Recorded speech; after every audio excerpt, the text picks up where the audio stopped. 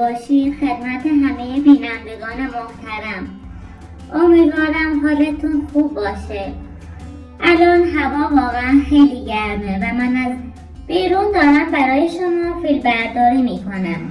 امیدوارم بدونید که نقد و بررسی کانال ها کار ساده ای نیست. باید ریز به ریز همه چیز را بررسی کنیم تا اطلاعات دقیق و درست به شما بدیم. قبل از اینکه وارد بحث اصلی بشیم ازتون خواهش میکنم حتما در کانال دوم عضو بشید و از ما حمایت کنید، چون ممکنه این کانال هم مثل کانال های اشعری دچار مشکل بشه. امیدوارم هیچ وقت چنین اتفاقی نیفته، اما همیشه باید آماده بود. بخش اول ماجرای کانال میرزا و خانواده‌اش. همونطور که میدونید کانال میرزا علی ماه گذشته مثل خیلی از کانال‌های اشعری غیر فعال شده بود و درآمدش قطع شد. این کانال‌ها به یک حساب ادسنس مشترک وصل بودند و وقتی چند کانال یوتیوب قوانین یوتیوب را نقض می‌کنند کلی حساب ادسنس دچار مشکل می‌شود. این یعنی چه؟ یعنی تمام کانال هایی که به همون حساب متصل بودن یکی غیر فعال شدن. کانال جمشید، کانال کهری و چندین کانال دیگه که فعالیتشون کامل قطع شده. بعد از این اتفاق همه این افراد مجبور شدن کانال جدید بزنن و دوباره از صفر شروع کنند. فیلم برداری ها را از نو شروع کردند و چون بازدیدهای خوبی گرفتند مورد حمایت بینندگان قرار گرفتند. بخش دوم، ثبت قرارداد جدید با شرکت های واسطه. بعد از حدود یک هفته این افراد دوباره رفتن سراغ شرکت های واسطه‌ای که امنیت بیشتری دارند و به حساب های MCN متصل هستند. این شرکت ها برخلاف شرکت های ضعیف قبلی امنیت بالاتری دارند و احتمال بسته شدن کانال خیلی کمتره. بخش سوم، عصبانیت میرزا علی و دعوای خانوادگی. ابتدا میرزا خیلی عصبی میشد، حتی با همسرش هم دعوا میکرد، چون فکر میکرد دلیل حذف کانال دعواها و خشونت‌های داخل ویدیوها بوده. اما بعد با جمشید و مهدی تماس گرفت، موضوع را مطرح کرد. جمشید به او توضیح داد که مشکل از ادسنس بوده نه از محتوا. بعد از این توضیحات اپراتور برای میرزا علی کانال جدید ساخت و دوباره شروع کردن به داستان پردازی. بخش چهارم، نقش بازی کردن ماموران پلیس قلابی.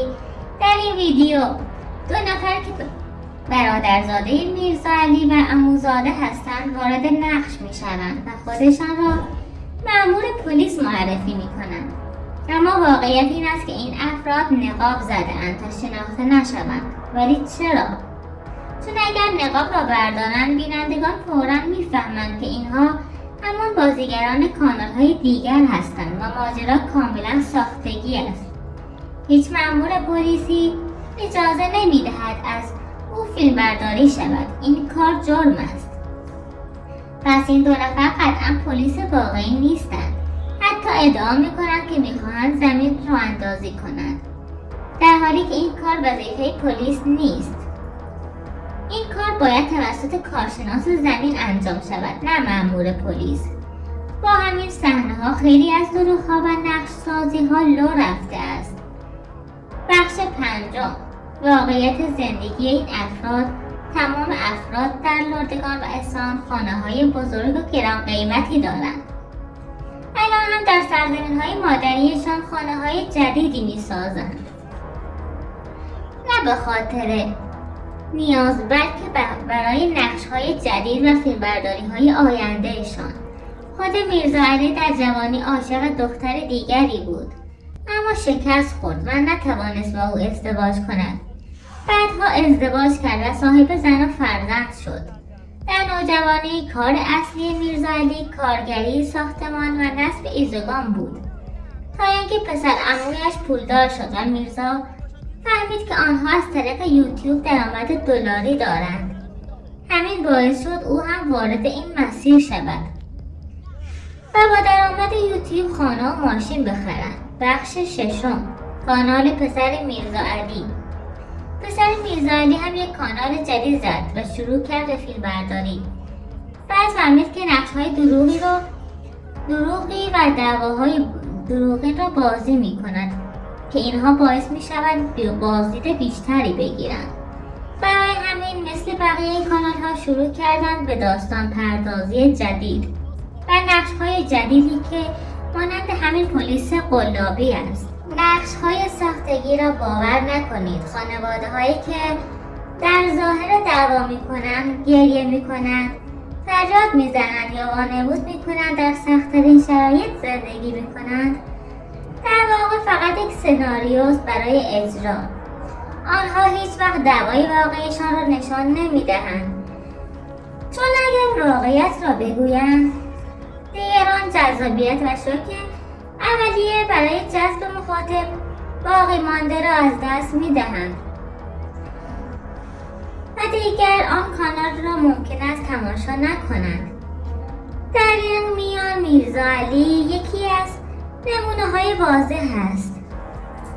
او سالها تلاش کرد تا بتواند از راه‌های معمولی زندگیش را بچرخاند. کارهای مختلفی انجام داد، از این شغل به آن شغل رفت، اما هر بار یک مانع بزرگ روبرویش شد.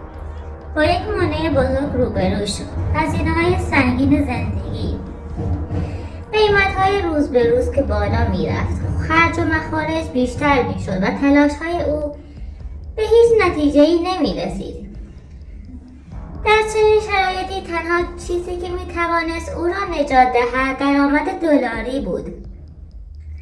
درآمدی که ارزشش هر روز کم نمی‌شد، بلکه می‌تواند زندگی یک خانواده را از زمین تا آسمان تغییر دهد. و اینجاست که یوتیوب وارد داستان می‌شود. یوتیوب برای خیلی‌ها تبدیل به یک راه نجات شد.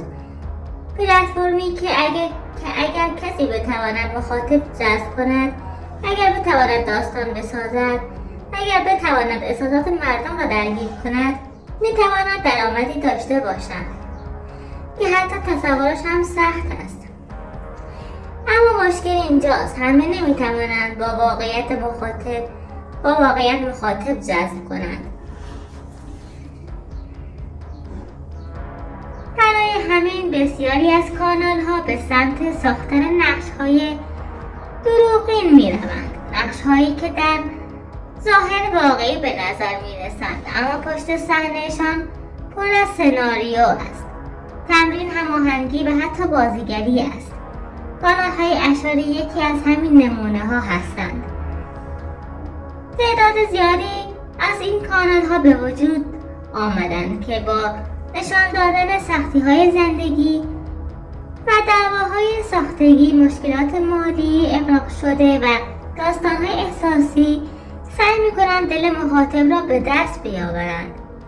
در ظاهر خانواده‌ها فقیرند، گرفتارند، درگیر مشکلات هستند، اما پشت پرده بسیاری از آنها درآمدهای دلاری بسیار بالایی دارند.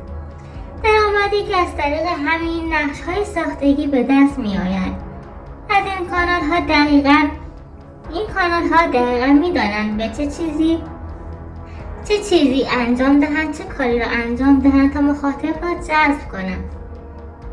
گریه، دعوای ساختگی، فقر نمایشی، داستان‌های احساسی و از همین طریق مخاطب را نگه می‌دارند و درآمدشان بالا می‌رود. اما چرا این کار را مخفی می‌کنند؟ چرا نمی‌گویند که درآمدشان از یوتیوب است؟ چرا همین نقش‌ها فقیری و گرفتاری را بازی می‌کنند؟ پاسخ ساده است. اگه مردم بفهمند که این خانواده‌ها درآمد دلاری دارند، دیگران حس دلسوزی و همراهی از بین می‌رود. دیگر کسی برایشان کامنت احساسی نمی‌گذارد. دیگر کسی را بدون سختی‌هایشان اشک نمیریزند و دیگر کسی آنها را مظلوم نمیبیند و وقتی احساسات از بین برود بازدید هم کمتر می شود. وقتی بازدید هم کم شود درآمد هم کمتر می شود. پس آنها مجبورند نقش را ادامه دهند. میرزا علی هم دقیقا همین مسیر را رفت. سالها تلاش کرد و نتیجه‌ای نگرفت. اما وقتی فهمید تنها راه نجات درآمد دلاری است، وارد دنیای یوتیوب شد. اما برای موفقیت باید داستان می‌ساخت. باید نقش بازی می‌کرد. باید خودش را در شرایطی نشان می‌داد که مردم باور کنند او نیازمند است، گرفتار است و باید حمایت شود. این داستان فقط درباره یک نفر نیست. این یک الگو است. الگویی که بسیاری از کانال‌های عشایری، خانوادگی و روستایی دنبال می‌کنند. آنها با نقش‌های دروغین، با سناریوهای از پیش نوشته شده، با دعواهای ساختگی و با نمایش فقر درآمد به دست می‌آورند. اما حقیقت همیشه پشت پرده نمی‌ماند. آنچه شما می‌بینید فقط یک نمایش است. نمایشی که هدفش فقط یک چیز است: جذب مخاطب و کسب درآمد دلاری. پس وقتی چنین ویدیوهایی را می‌بینید یادتان باشد اینها دعوای واقعی نیستند. اینها فقر واقعی نیستند. اینها مشکلات واقعی نیستند. اینها فقط نقش هستند. نقش هایی که برای درآمد دلار و یوتیوب ساخته شده اند. بخش هفتم ماجرای زمین و نقش بین میرزا علی و مهدی. اینها هیچ مشکلی با هم ندارند. زمین به نام مهدی است و میرزا علی هم زمین دیگری به نام خودش دارد. اما برای بازدید بیشتر وانمود می‌کنند که این زمین مشترک است و سر آن دعوا دارند. حتی همسر مهدی هم برای بازدید بیشتر با میرزا علی دعوا می‌کند. همه اینها نقش است. بخش هشتم، درآمد واقعی این افراد چگونه تامین می‌شود و درآمدشان چقدر است؟ همانطور که گفتم درآمد آنها از یوتیوب است. این افراد ماهانه بالای 1,600,000,000 تومان درآمد دارند. یعنی حدود $10,000 در ماه. این رقم برای یک خانواده عشایری رقم بسیار بزرگی است و دلیل اصلی ادامه این نقش‌ها و داستان‌ها همین درآمد بالاست. ممنونم که مثل همیشه از ما حمایت می‌کنید. حمایت شما باعث می‌شود ما بتوانیم این پشت پرده ها را بررسی کنیم و اطلاعات واقعی در اختیار شما قرار دهیم. تا ویدیو بعدی همه شما عزیزان را به خدای بزرگ می‌سپارم.